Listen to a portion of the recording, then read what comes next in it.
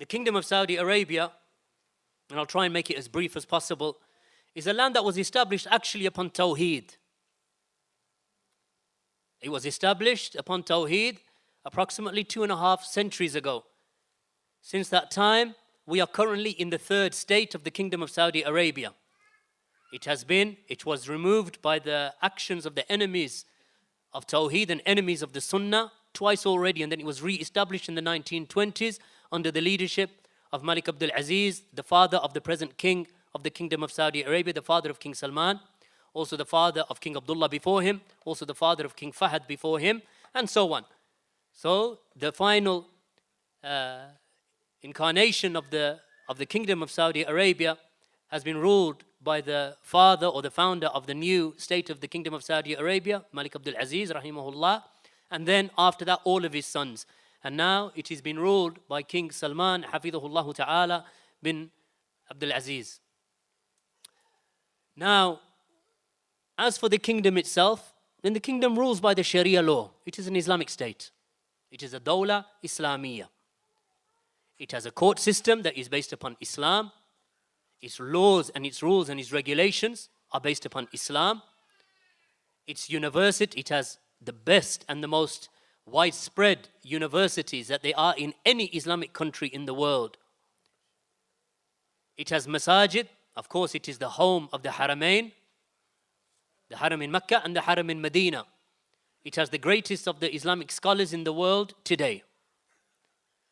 This nation receives attacks, or is attacked from every direction. At the present moment in time, without going into history, but at this present moment in time, it is threatened on two borders.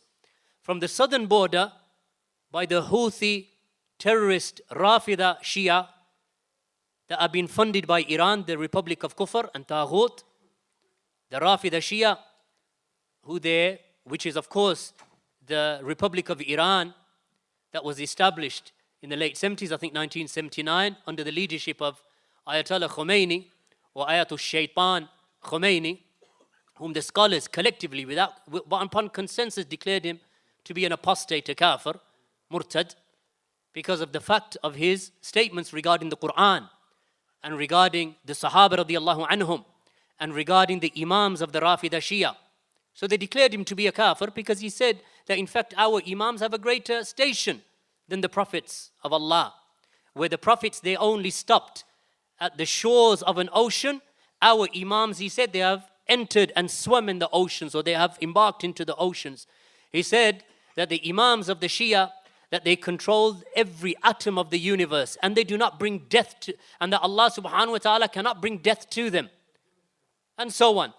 And they believe that the Quran that is with the people of Sunnah, it is a Quran that is deficient, and there are verses and chapters from the Quran that are missing, and they are only with them. So they have added to the Quran and called, for example, Surah Al-Wilaya. So the Houthis of Yemen that have caused the revolution and the rebellion and the bloodshed and the killing in Yemen that has been going on for 2 or 3 years now, funded by Iran, in order to enter into the southern peninsula of the Arabian Peninsula and therefore become a threat against the land of Tawheed and this Islamic state, the Kingdom of Saudi Arabia, that has been ruled, walillahi alhamd, upon Islam and Sharia. Perfect? No. But you will not find perfection, barakallahu feekum.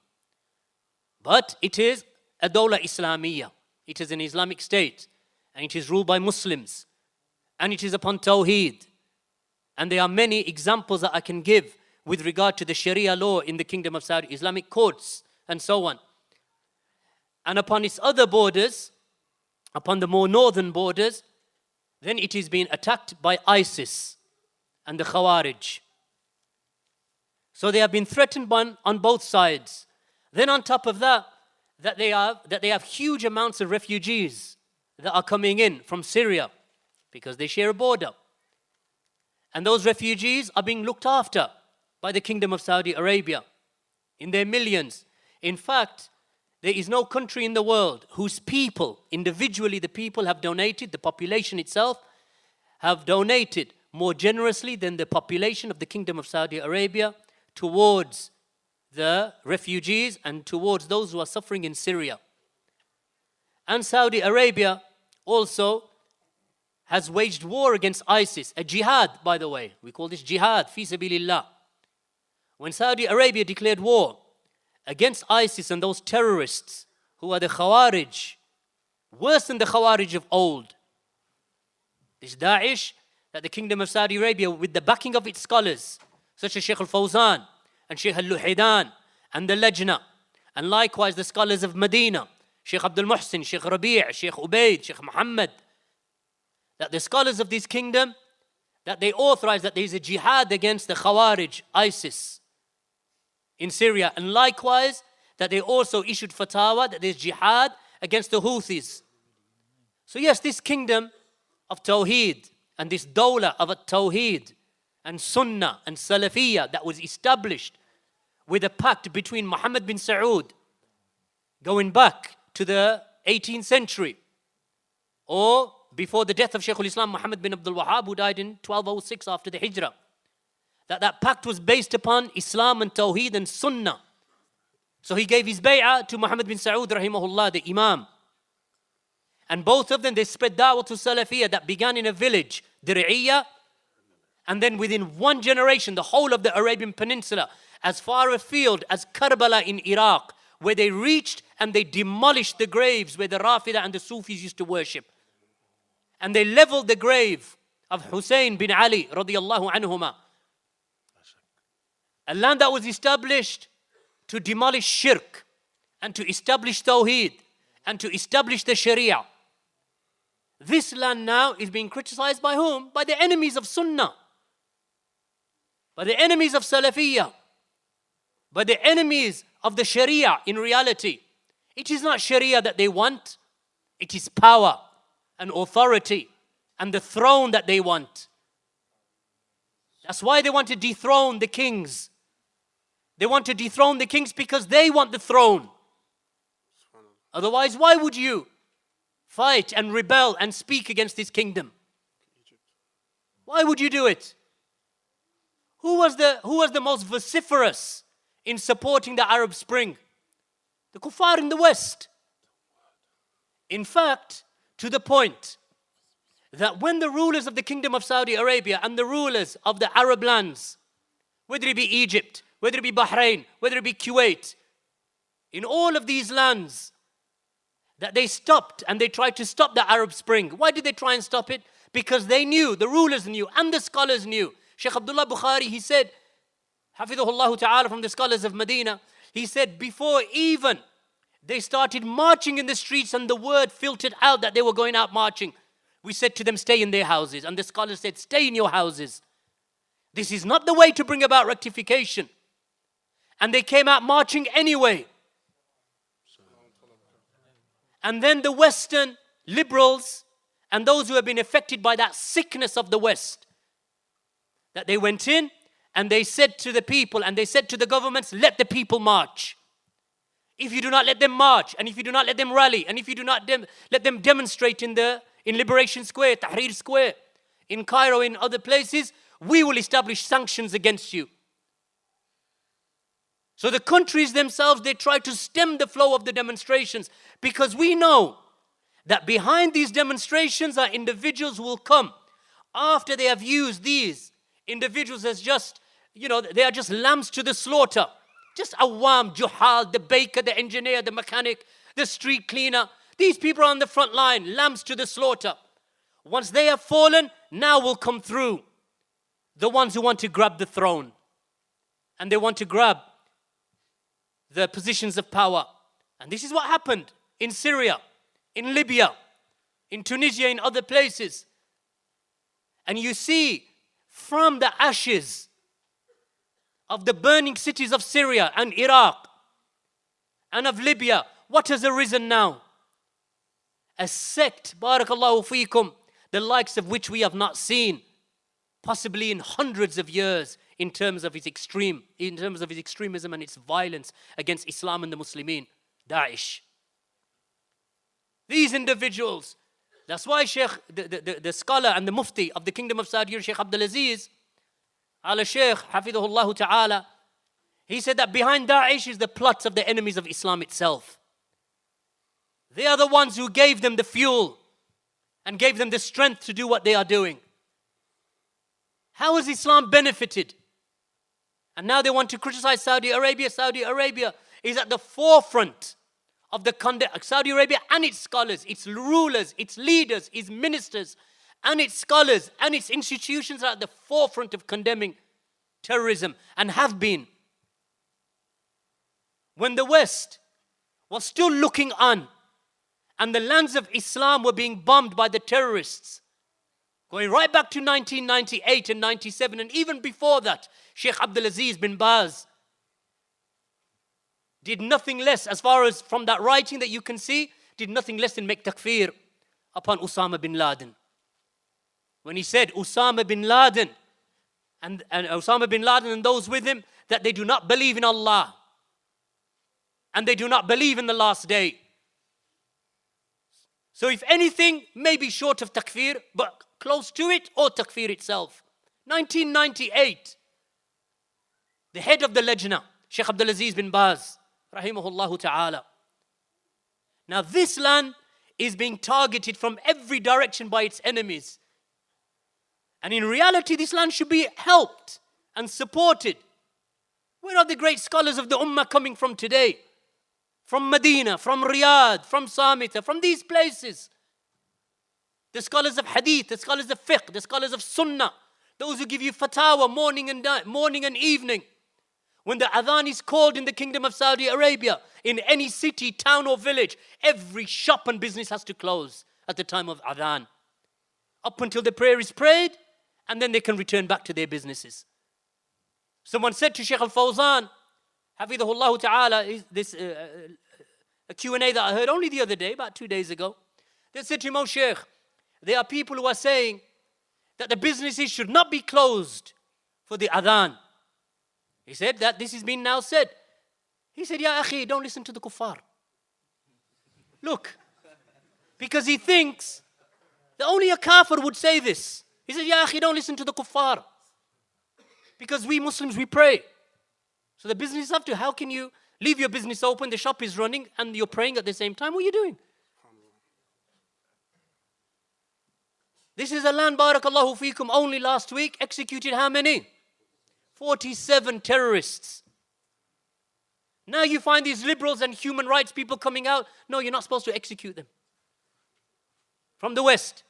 Only we're allowed to do that by bombing them. All right? But you're not allowed to execute them. Ya ikhwan, this land, it has a program for the rehabilitation of terrorists. It has a program of de-radicalization. It has a program where they will go to the prisons. The scholars of Sunnah will go to the prisons and give da'wah to those who have been affected by the ideas of the irhabiyun, from the ideas of the terrorists, from the ideas of Sayyid Qutb. This land that has banned the teaching of the books of Sayyid Qutb and Hassan al-Banna and Ikhwan al-Muslimin. This land that has banned as an organization Ikhwan al-Muslimin from its country. Why? Because Ikhwan al-Muslimin was behind the Arab Spring and the revolutions. Ikhwan al-Muslimin. Saudi Arabia, out of its generosity and its kindness towards other Muslims. In the time when Jamal Abdel Nasser had executed Sayyid Qutb and he had imprisoned the Brotherhood and the leaders of the Brotherhood, the Kingdom of Saudi Arabia said, well, these are our brothers who are in prison. Okay, Sayyid Qutb bad, yes, and all of this we accept. But now innocent people are going to prison, so they opened their doors and they accepted Ikhwan al-Muslimin into the Kingdom of Saudi as brothers. We'll look after you, you're Muslims.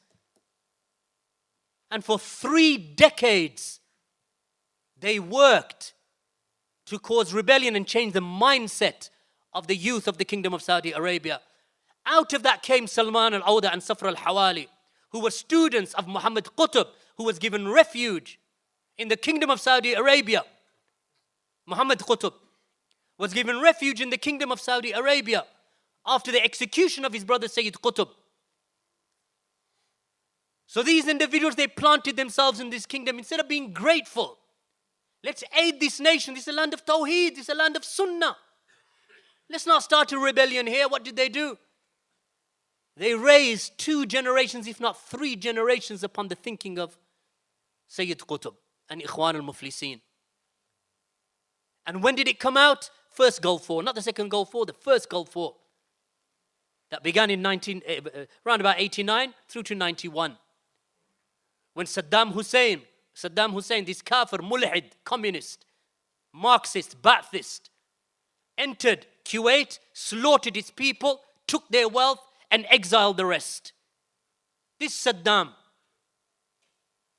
Even then it was the Kingdom of Saudi Arabia that came to the aid of the Kuwaitis. They made a pact with the Americans because they knew that they don't have the ability to conquer and to remove the enemies from Kuwait. So Saudi Arabia, they made a pact and they allowed the American bases to be established in Saudi Arabia in case Saddam Hussein would make an attack against the Kingdom of Saudi Arabia, which he did. And Sheikh Abdul Aziz bin Baz at that time gave the fatwa to allow the Americans in. Because it is permitted for a Muslim to seek the aid of a non-Muslim in the defense of Islam and the Muslimin. And the fuqaha of al-Islam for centuries have spoken about this. And we've mentioned it in many lectures, the proofs and the evidences that establish this. Now you find those Khawarij and those Ikhwan and those Muflisun who make takfir upon the Kingdom of Saudi Arabia and Sheikh bin Baz for allowing the Muslims to cooperate with the non-Muslims against an enemy who is going to attack Islam and the Muslimin. Saddam Hussein was a kafir. Sheikh Abdul Aziz bin Baz declared him to be a kafir back in the 1970s. Because this man was a Ba'athist, Marxist. So when he entered into Kuwait, the Kingdom of Saudi Arabia took measures to protect itself. And when he attacked Saudi Arabia by firing Scud missiles into the kingdom, Saudi Arabia defended its borders with the aid of the alliance. And what did Ikhwan al-Muslimun do at that time, and the Qutubiyin and the Sururiyin? The likes of Safar and Salman and Abdul Rahman Abdul Khaliq and all of these individuals. Abdul Rahman Abdul Khaliq, who? The leader and the religious head of Ihya al-Turath al-Islami. Up until today, they started speaking against the scholars, against the fatwa of Sheikh Abdul Aziz bin Baz, making sly and snide attacks against the rulers. So they supported Saddam Hussein, the Ba'athist communist, over this land of Tawheed. And yet they say that we are people of Sunnah. Yeah, and then you have Muhammad Surur with his Majallat al-Sunnah that he published from Birmingham. You look at Maktaba Salafiyya, the bookstore, across the road is a street called Langley Street. On Langley Street there is a building. That building there is where Muhammad Surur's printing press was. He was established there. He used to publish his magazine there.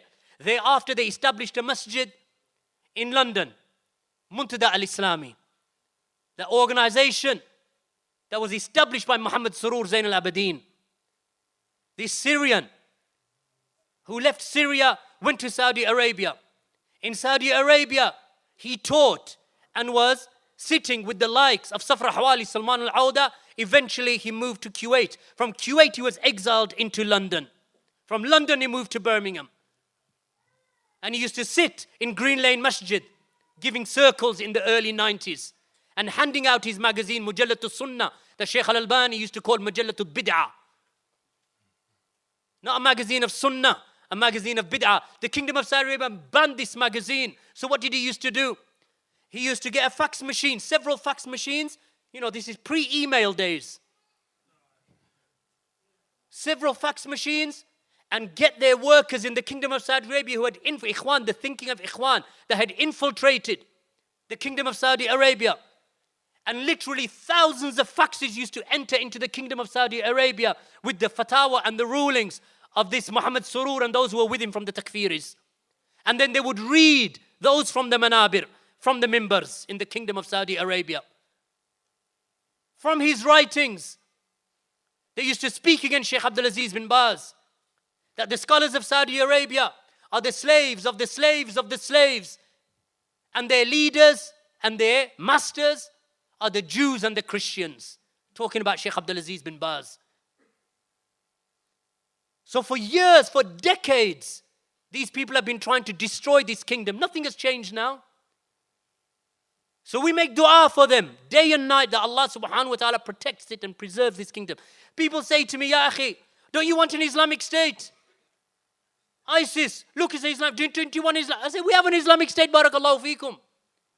Not one, we have many. Kuwait is an Islamic State. Saudi Arabia is an Islamic State, and the best of them is the Kingdom of Saudi Arabia. Without doubt. So we have an Islamic State. The Khariji encampment that they have, that's all it is. It is an encampment in Syria that inshallah Allah subhanahu wa ta'ala will wipe from the earth.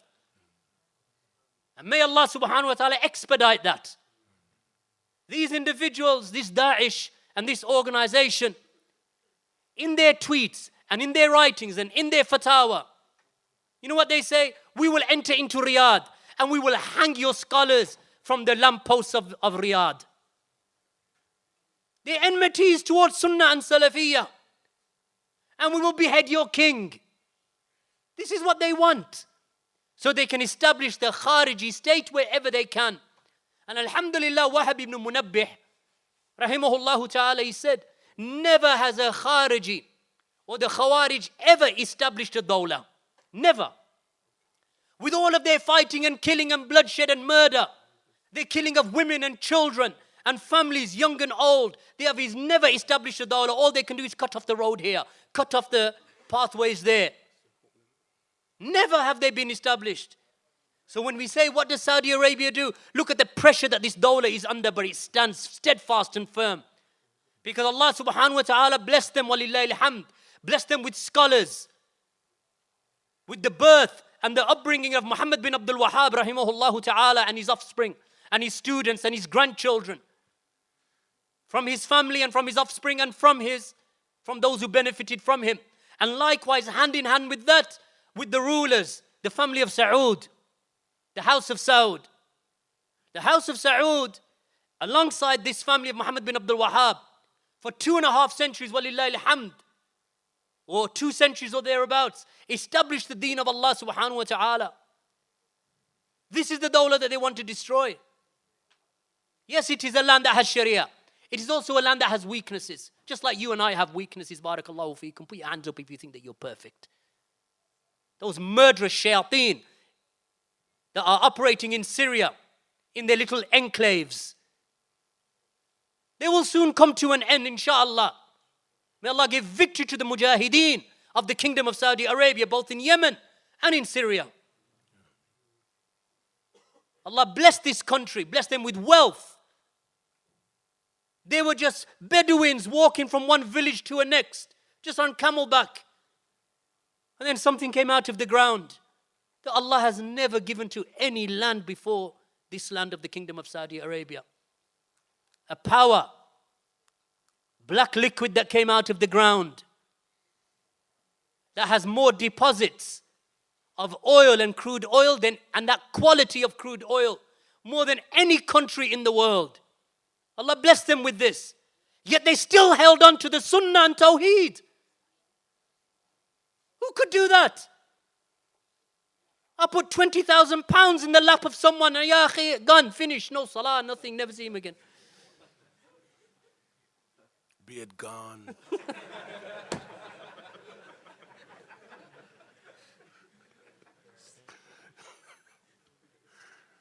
Look what Allah gave them, and still what did they do with the wealth? Look what they did. They took the Quran, had it translated into how many languages? Maybe the brothers, Abdullah or Uwais, know better. How many languages they translated it into? You name the language, they translated it. Every language, Somali, Albanian, Bosnian, Serbo-Croat, Russian, Hindi, Urdu, Bengali, you name the language, they translated it. Free of charge. Since when? Since barakallahu feekum from the 1970s. Kitab al-Tawheed used to be distributed in Britain and in America, in the English language and in other languages in the Saudi embassies across the world. Kitab al-Tawheed of Shaykh al-Islam Muhammad bin Abdul Wahid back in the 1970s. This is what they used to do. And they still do. Millions of mushafs translated into hundreds of languages, distributed to millions of people funded masajid, literally hundreds and thousands of mosques around the world funded by the Kingdom of Saudi Arabia. Mosques in Pakistan, mosques in Bangladesh, mosques in Russia, mosques in the Russian republics, mosques across Europe, mosques in Birmingham, mosques in London, in Edinburgh, in Scotland, everywhere around the world, in America. From the wealth of this government. That's why I said, put £20,000 in your lap when we'll see you again. These people, they had wealth and they spent it in the cause of Allah. Of course. Is there weakness? Find me a person who doesn't have weakness. Sheikh al-Fawzan was asked, remember Sheikh al-Fawzan, same Q&A I was listening to a few days ago. They said to him, Ya Sheikh, what about making dua for the ruler? He said that it is a sunnah of Yawm al-Jum'ah. He said, I don't say it is mubah. I don't say it is something that was done. He said, I say it is a sunnah to make dua for the Muslim rulers. Someone said, then the next question that came, they said to him, oh Sheikh, what about mentioning their name? He said, mentioning the name, then that is up to you. But making dua is a sunnah. And making dua against them is a bid'ah. Because this was the way of the Salaf, making dua against them bid'ah, making dua for them sunnah. Barakallahu fi.